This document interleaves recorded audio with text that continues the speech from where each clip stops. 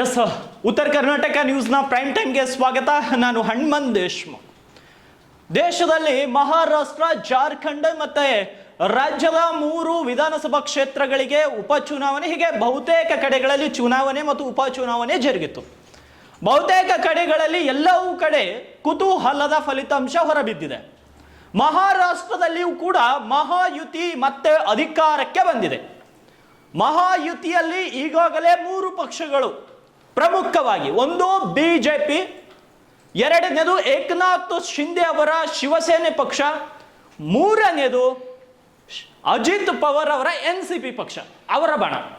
ಈ 3 ಪಕ್ಷಗಳು ಒಗ್ಗೂಡಿ ಮಹಾಯುತಿ ಕೂಟವನ್ನ ಕಟ್ಕೊಂಡಿದ್ರು. ಈ ಮಹಾಯುತಿ ಕೂಟ ಈ ಬಾರಿಯ ಚುನಾವಣೆಯಲ್ಲಿ ಭರ್ಜರಿಯಾಗಿ ಸಿಕ್ಸರ್ ಸಿಡಿಸಿದೆ. 288 ವಿಧಾನಸಭಾ ಕ್ಷೇತ್ರಗಳ ಪೈಕಿ ಎಲ್ಲವೂ ಕಡೆ, ಸಾಕಷ್ಟು ಕಡೆಗಳಲ್ಲಿ ಈ ಒಂದು ಪಕ್ಷ ಜಯವನ್ನ ಗಳಿಸಿದೆ. ಆದರೆ ಮಹಾವಿಕಾಸ್ ಅಘಾಡಿ ಏನು ಪಕ್ಷ ಇತ್ತು, ಏನು ಮೈತ್ರಿಕೂಟ ಇತ್ತು, ಆ ಮಟ್ಟಿಗೆ ಗೆಲುವನ್ನ ಸಾಧಿಸಲಿಕ್ಕೆ ಆಗಿಲ್ಲ.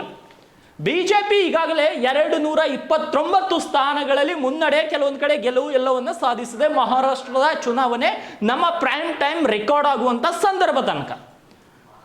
ಇವಾಗ ಈ ಮಹಾಯುತಿ ಕೂಟಕ್ಕೆ ಈ ಮಟ್ಟಿಗೆ ಭರ್ಜರಿ ಗೆಲುವು ಸಿಕ್ಕಿದ್ದು ಹೇಗೆ, ಈ ಒಂದು ಗೆಲುವಿಗೆ ಕಾರಣವಾದ ಅಂಶಗಳು ಏನು ಅನ್ನೋದರ ಕುರಿತು ಇವತ್ತಿನ ಈ ಪ್ರೈಮ್ ಟೈಮ್ ನಲ್ಲಿ ಚರ್ಚೆ ಮಾಡೋಣ.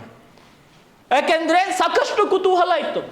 ರಾಹುಲ್ ಗಾಂಧಿ ಪ್ರಚಾರ ಮಾಡಿದ್ರು, ಯೋಗಿ ಆದಿತ್ಯನಾಥ್ ಪ್ರಚಾರ ಮಾಡಿದ್ರು, ಮಲ್ಲಿಕಾರ್ಜುನ್ ಖರ್ಗೆ ಪ್ರಚಾರ ಮಾಡಿದ್ರು, ಅನೇಕ ಘಟಾನುಘಟಿ ನಾಯಕರು ತಮ್ಮ ತಮ್ಮ ಪಕ್ಷಗಳ ಪರವಾಗಿ ಪ್ರಚಾರವನ್ನ ಮಾಡಿದ್ರು. ಆದರೆ ಮತದಾರರು ಮಾತ್ರ ಮಹಾಯುತಿ ಕೂಟಕ್ಕೆ ಕೈ ಹಿಡಿದಿದ್ದಾರೆ. ಹಾಗಾದ್ರೆ ಮಹಾಯುತಿ ಕೂಟದ ಗೆಲುವಿನ ಹಿಂದಿನ ಸೀಕ್ರೆಟ್ ಏನು? ಮೊದಲನೇದು ಮಹಿಳಾ ಮತದಾರರು. ಎಸ್, ಮಹಿಳಾ ಮತದಾರರು ಮಹಾಯುತಿ ಕೂಟದ ಕೈಯನ್ನ ಹಿಡಿದಿದ್ದಾರೆ. ಯಾಕಂದ್ರೆ 2019ಕ್ಕೆ ಹೋಲಿಸಿದ್ರೆ ಈ ಬಾರಿ ಮಹಿಳೆಯರು ಉತ್ತಮವಾಗಿ ಏಕನಾಥ್ ಶಿಂದೆ ಮತ್ತು ಬಿಜೆಪಿಯ ಕೈ ಹಿಡಿದಿದ್ದಾರೆ ಅಂತ ಹೇಳ್ಬೋದು. ಯಾಕಂದ್ರೆ ಮೇರಾ ಲಾಡ್ಕಿ ಬಹನ ಯೋಜನೆ ರಾಜ್ಯದ 2.5 ಕೋಟಿ ಮಹಿಳೆಯರಿಗೆ ಇದು ಸಹಾಯವಾಗಿತ್ತು. ತಲಾ 1500 ರೂಪಾಯಿಯನ್ನ ಏಕನಾಥ್ ಶಿಂದೆ ಅವರು ಕೊಡ್ತಾ ಇದ್ರು. ಇವಾಗ ಆ ಮೊತ್ತವನ್ನ 2100 ರೂಪಾಯಿಗೆ ಏರಿಸಿದ್ದಾರೆ ಏಕನಾಥ್ ಶಿಂದೆ ನೇತೃತ್ವದ ಮಹಾಯುತಿ ಸರ್ಕಾರ. ಹಾಗಾಗಿ ಮಹಿಳಾ ಮತದಾರರು ಕಾಂಗ್ರೆಸ್ನ ಗ್ಯಾರಂಟಿಗಳಿಗೆ ನಂಬದೆ ಇವರ ಒಂದು ಗ್ಯಾರಂಟಿ ಲಾಡ್ಕಿ ಬಹನ ಯೋಜನೆಯನ್ನ ನಂಬಿಕೊಂಡು ಮಹಾಯುತಿ ಕೂಟದ ಜೊತೆ ಸೇರ್ಕೊಂಡಿದ್ರು. ಇದು ಗೆಲುವಿನ ನಂಬರ್ 1 ಸೀಕ್ರೆಟ್ ಅಂತ ಹೇಳ್ಬೋದು. ಇವೆಲ್ಲವೂ ನಿಮ್ಮ ಉತ್ತರ ಕರ್ನಾಟಕ ನ್ಯೂಸ್ ಪಟ್ಟಿ ಮಾಡಿರುವಂತಹ ಪ್ರಮುಖ ವಿಷಯಗಳು. ಅದರಲ್ಲಿ ಮೊದಲನೇದು ಮಹಿಳಾ ಮತದಾರರು ಈ ಬಾರಿ ಮಹಾಯುತಿ ಕೂಟಕ್ಕೆ ಕೈಯನ್ನ ಹಿಡಿದಿದ್ದಾರೆ. ಅದೇ ರೀತಿ 3000 ಭರವಸೆ, 3000 ರೂಪಾಯಿ ಕೊಡ್ತೀವಿ ಅಂತ ಮಹಾವಿಕಾಸ್ ಅಘಾಡಿ ಅವರು ಹೇಳಿದರು. ಕಾಂಗ್ರೆಸ್ನ ಗ್ಯಾರಂಟಿ, ಕಾಂಗ್ರೆಸ್ನವ್ರು ಎಲ್ಲರೂ ಸೇರಿ ಅವ್ರು ಬಿಡುಗಡೆ ಮಾಡಿದಂಥ ಪ್ರಣಾಳಿಕೆಯಲ್ಲಿ ಹೇಳಿದರು. ಆದರೆ ಅವರ ಒಂದು ಏನು ಯೋಜನೆ ಇತ್ತು, ಅವರ ಒಂದು ಏನು ಘೋಷಣೆ ಇತ್ತು, ಅದಕ್ಕೆ ಮಹಾರಾಷ್ಟ್ರ ಮಹಿಳೆಯರು ಅಷ್ಟೊಂದು ಕೈ ಕೊಟ್ಟಿಲ್ಲ. ಅವರಿಗೆಲ್ಲ ತಿರಸ್ಕರಿಸಿ ಮಹಾಯುತಿ ಕೂಟದ ಜೊತೆಗೆ ಬಂದಿದ್ದಾರೆ. ಇನ್ನು ಎರಡನೇ ಕಾರಣ ರೈತರು. ಯಾಕಂದ್ರೆ MSP ದರದ ವಿಷಯದಲ್ಲಿ ಸಾಕಷ್ಟು ಬಿಜೆಪಿಗೆ ಅನೇಕ ಬಾರಿ ಮುಜುಗರವಾಗಿತ್ತು. ಆದರೆ ಸೋಯಾಬೀನ್ ಅನ್ನ 15% ತೇವಾಂಶ ಸಹಿಷ್ಣುತೆಯೊಂದಿಗೆ ಖರೀದಿಸುವುದಾಗಿ ಬಿಜೆಪಿ ಭರವಸೆಯನ್ನ ನೀಡಿತು. ಆ ಕಾರಣಕ್ಕಾಗಿ ಮಹಾರಾಷ್ಟ್ರದ ರೈತರು ಏಕನಾಥ್ ಶಿಂದೆ ನೇತೃತ್ವದ ಮಹಾಯುತಿ ಸರ್ಕಾರಕ್ಕೆ ಮತ್ತೊಮ್ಮೆ ಕೈ ಹಿಡಿದಿದ್ದಾರೆ. ಅದಕ್ಕಾಗಿಯೇ 229 ಸ್ಥಾನಗಳಲ್ಲಿ ಗೆಲ್ಲುವಂತಹ ಸಾಧ್ಯತೆಗಳು ಮೇಲ್ನೋಟಕ್ಕೆ ಕಾಣಿಸಿ ಬಂದಿದೆ. ಹಾಗಾಗಿ ರೈತರು ಕೂಡ ಯಾವುದೇ ಒಂದು, ಭಾರತ ಕೃಷಿ ಪ್ರಧಾನವಾದ ದೇಶ. ಭಾರತದಲ್ಲಿ 54% ಜನರು ಇಂದಿಗೂ ಕೂಡ ಕೃಷಿ ಮೇಲೆ ಅವಲಂಬಿತರಾಗಿದ್ದಾರೆ. ಹಾಗಾಗಿ ರೈತರು ಖುಷಿಯಾಗಿರುವಂತಹ ಕಾರಣ ಮಹಾರಾಷ್ಟ್ರದಲ್ಲಿ ಮತ್ತೆ ಬಿಜೆಪಿ ಮಹಾಯುತಿ ಕೂಟಕ್ಕೆ ಗೆಲುವು ಸಿಕ್ಕಿದೆ ಅಂತ ಹೇಳ್ಬೋದು. ಇದು ಕೂಡ ಒಂದು ದೊಡ್ಡ ಕಾರಣ ಅಂತ ಹೇಳಲಾಗ್ತಾ ಇದೆ. ಇನ್ನು ಮೂರನೇದು ವಿದರ್ಭ ಪ್ರದೇಶದಲ್ಲಿ ಸಂಪೂರ್ಣ ತಿರುವು. ವಿದರ್ಭ ಪ್ರದೇಶದಲ್ಲಿ ಸಂಪೂರ್ಣವಾಗಿ ಚೇಂಜಸ್ ಆಗಿದೆ. ಯಾಕೆಂದ್ರೆ ಬಿಜೆಪಿಯು ಕೂಡ ರೈತರ ಸಂಪೂರ್ಣ ಸಾಲ ಮನ್ನಾ ಮಾಡುವ ಭರವಸೆ ನೀಡಲು ಸಮಾವೇಶದಿಂದ ನಿರ್ಗಮಿಸಿತು. ಇದು ಸಾಮಾನ್ಯವಾಗಿ ರಾಜ್ಯ ಚುನಾವಣೆಗಳಲ್ಲಿ ಮಾಡಿಲ್ಲ. ಆದರೆ 6 ತಿಂಗಳ ಹಿಂದೆ ನಡೆದಂಥ ಸಾರ್ವತ್ರಿಕ ಚುನಾವಣೆಯಲ್ಲಿ ಇಲ್ಲಿನ 10 ಲೋಕಸಭಾ ಕ್ಷೇತ್ರಗಳು ಕಳೆದುಕೊಳ್ಳುತ್ತೆ. ಇನ್ನು ಕಳೆದ ಲೋಕಸಭಾ ಚುನಾವಣೆ ಜರುಗಿತ್ತು, ಆಗ ಬಿಜೆಪಿಯ ಮಹಾಯುತಿ ಕೂಟಕ್ಕೆ ಭಾರಿ ಹಿನ್ನಡೆ ಆಗುತ್ತೆ. ಶರದ್ ಪವಾರ್ ಉದ್ಧವ್ ಠಾಕ್ರೆ, ಕಾಂಗ್ರೆಸ್ ಇವರೆಲ್ಲ ಒಳ್ಳೆಯ ಸ್ಥಾನಗಳನ್ನ ಗೆದ್ಕೋತಾರೆ ಲೋಕಸಭೆಯಲ್ಲಿ. ಆದ್ರೆ ಈ ಬಾರಿ ವಿದರ್ಭ ಪ್ರದೇಶದಲ್ಲಿ ಒಳ್ಳೆಯ ಸ್ಟ್ರಾಟಜಿಯನ್ನ ಬಿಜೆಪಿ ಯೂಸ್ ಮಾಡ್ಕೊಳ್ಳುತ್ತೆ. ಅದರ ಪ್ರತಿಫಲ ಇವತ್ತಿನ ಚುನಾವಣೆಯ ಫಲಿತಾಂಶ ಅಂತ ಹೇಳ್ಬೋದು. ಏನು ನಾಲ್ಕನೇದು ಏಕ್ ಹೇ ತೋ ಸೇಫ್ ಹೇ. ಇದು ಸಾಕಷ್ಟು ಸಂಚಲನವನ್ನ ಮೂಡಿಸಿತ್ತು ಚುನಾವಣೆಯ ಸಂಪೂರ್ಣ ಚುನಾವಣೆ ಉದ್ದಕ್ಕೂ. ಯಾಕೆಂದ್ರೆ ಮಹಾಯುತಿಗೆ ಗೆಲುವಿನ ನಾಲ್ಕನೇ ಅಸ್ತ್ರವೇ ಏಕ್ ಹೇ ತೋ ಸೇಫ್ ಹೇ. ಯಾಕೆಂದ್ರೆ ಈ ಘೋಷಣೆಯನ್ನ MVA ಘೋಷಣೆ ಏನು ಮಹಾವಿಕಾಸ್ ಅಘಾಡಿ ವಿಭಜನೆ ಘೋಷಣೆ ಮಾಡುತ್ತೆ. ಆದ್ರೆ ನಾವು ಎಲ್ರು ಒಟ್ಟಿಗೆ ಇರೋಣ, ಎಲ್ರು ಒಟ್ಟಿಗೆ ಇದ್ರೆ ನಾವು ಚೆನ್ನಾಗಿರ್ತೀವಿ ಅನ್ನೋ ಒಂದು ಘೋಷಣೆ ಮಾಡಲಾಗುತ್ತೆ. ಹಾಗಾಗಿ ಈ ಒಂದು ಘೋಷಣೆ ಮರಾಠರು ಅವರ ಪರವಾಗಿ ಹೋಗದೆ ಇವರ ಪರವಾಗಿ ಬಂದಿರ್ತಾರೆ ಇದರಿಂದ. ಮತ್ತೆ OBCಗಳು ಕೂಡ ಮರಾಠರಿಗೆ ಪ್ರಧಾನವಾಗಿ OBC ಅವರು ಕೂಡ ಈ ಬಿಜೆಪಿ ಕಡೆ ಒಲುವ ಹಾಗೆ ಮಾಡುತ್ತೆ ಏಕ್ ಹೇ ತೋ ಸೇಫ್ ಅನ್ನೋದ್ರಿಂದ. ಈ ಒಂದು ಘೋಷಣೆಯು ಕೂಡ ಚುನಾವಣೆಯಲ್ಲಿ ಸಾಕಷ್ಟು ಮಹತ್ವವನ್ನ ಪಡೆದುಕೊಂಡಿತ್ತು. ಇದಾದ್ಮೇಲೆ ರಜಾಕರ್ರ ಬಗ್ಗೆ ಮಾತನಾಡ್ತಾರೆ ಯೋಗಿ, ಅದಕ್ಕೆ ಮಲ್ಲಿಕಾರ್ಜುನ್ ಖರ್ಗೆ ತಿರುಗೇಟ್ ಕೊಡ್ತಾರೆ, ಏಕ್ ಹೇ ತೋ ಸೇಫ್ ಅಂತ ಮಾತಾಡ್ತಾರೆ. ಮತ್ತೆ ಕಾಂಗ್ರೆಸ್ನ ಭ್ರಷ್ಟಾಚಾರಗಳ ಬಗ್ಗೆ ನರೇಂದ್ರ ಮೋದಿ ಮಾತಾಡಿದ್ರು. ಹೀಗೆ ಸಾಲು ಸಾಲು ಆರೋಪ ಪ್ರತ್ಯಾರೋಪದ ನಡುವೆ ಚುನಾವಣೆ ನಡೆದು ಹೋಗಿದೆ. ಆದ್ರೆ ಈ ಒಂದು ಘೋಷಣೆ ಈ ಚುನಾವಣೆಯಲ್ಲಿ ಸಾಕಷ್ಟು ಮಹತ್ವ ಪಡೆದುಕೊಂಡಿದೆ ಅಂತ ಹೇಳ್ಬೋದು. ಇನ್ನು ಐದನೇದು ಶರದ್ ಪವಾರ್ ಅವರ ಪತನ. ಒಂದು ಸಮಯವಿತ್ತು ಮಹಾರಾಷ್ಟ್ರ ಅಂದ್ರೆ ಶರದ್ ಪವಾರ್ ಅಂದ್ರೆ ಮಹಾರಾಷ್ಟ್ರ, ಶರದ್ ಪವಾರ್ ಹೇಳಿದವ್ರು ಗೆಲ್ತಾರೆ, ಶರದ್ ಪವಾರ್ ಏನ್ ಅನ್ಕೊಂಡ್ರು ಮಹಾರಾಷ್ಟ್ರದಲ್ಲಿ ಮಾಡಬಹುದು ಅಂತ ಒಂದು ಹವಾ ಇತ್ತು. ಆದ್ರೆ ಶರದ್ ಪವಾರ್ ಏನು ಚುನಾವಣೆಯಲ್ಲಿ ಈ ಬಾರಿ ಅಷ್ಟೊಂದು ತಮ್ಮ ವರ್ಚಸ್ಸನ್ನ ಉಳಿಸ್ಕೊಳ್ಳಿಕ್ಕಾಗಿಲ್ಲ. ಯಾಕಂದ್ರೆ ಅಜಿತ್ ಪವಾರೇ ಆ ಒಂದು NCP ಪಕ್ಷವನ್ನ ಹಿಂಭಾಗ ಮಾಡಿ ಇನ್ನೊಂದು ಪಕ್ಷವನ್ನು ಕಟ್ಕೋತಾರೆ.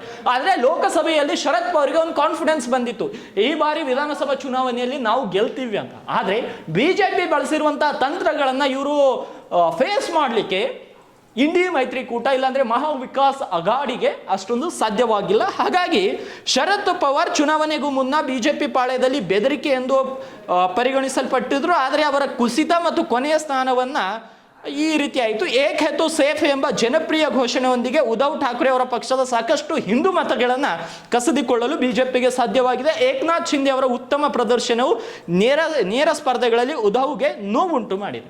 ಈಗ ಶರದ್ ಪವಾರ್, ಉದ್ಧವ್ ಠಾಕ್ರೆ, ಕಾಂಗ್ರೆಸ್ ಇವರೆಲ್ಲರ ವೋಟ್ ಬ್ಯಾಂಕ್ ಮುಸ್ಲಿಮರು. ಈ ಮೂರು ಪಕ್ಷಗಳಿಗೆ ಏಕನಾಥ್ ಶಿಂದೆ ಕಟ್ಟರ್ ಹಿಂದುತ್ವವಾದವನ್ನ ಅಲ್ಲಿ ಪಾಲಿಸಿದ್ರು. ಅದಕ್ಕಾಗಿ ಇವತ್ತು ಮಹಾರಾಷ್ಟ್ರದಲ್ಲಿ ಅಲ್ಲಿರುವಂತಹ ಹಿಂದೂಗಳು ಅವರಿಗೆ ಕೈಯನ್ನು ಹಿಡಿದಿದ್ದಾರೆ, ಹಿಂದೂ ಮಹಿಳೆಯರ ಕೈಯನ್ನು ಹಿಡಿದಿದ್ದಾರೆ, ಹಿಂದೂ ಯುವಕರ ಕೈ ಹಿಡಿದಿದ್ದಾರೆ, ಹಿಂದೂ ರೈತರ ಕೈ ಹಿಡಿದಿದ್ದಾರೆ. ಅದಕ್ಕಾಗಿ ಏಕನಾಥ್ ಶಿಂದೆ ಕಟ್ಟರ್ ಹಿಂದುತ್ವ ತತ್ವವನ್ನ ಪಾಲಿಸಿಕೊಂಡು ರಾಜ್ಯದಲ್ಲಿ ಈ ಬಾರಿ ಮಹಾಯುತಿ ಸರ್ಕಾರವನ್ನ ರಚಿಸಲು ಮುಂದಾಗಿದ್ದಾರೆ. ಇದು ಅವರಿಗೆ ಪಾಸಿಟಿವ್ ಪ್ಲಸ್ ಆಯಿತು. ಆದರೆ ಉದ್ಧವ್ ಠಾಕ್ರೆ ಬಣ ಎಲ್ಲರೂ ನಮ್ಮವರು, ಮುಸ್ಲಿಮರ ತುಷ್ಟೀಕರಣವನ್ನು ಮಾಡಿದ್ರು, ಹಿಂದೂಗಳು ನಮ್ಮವರು ಅಂತ ಹೇಳಲಿಕ್ಕೆ ಮುಂದಾದ್ರು.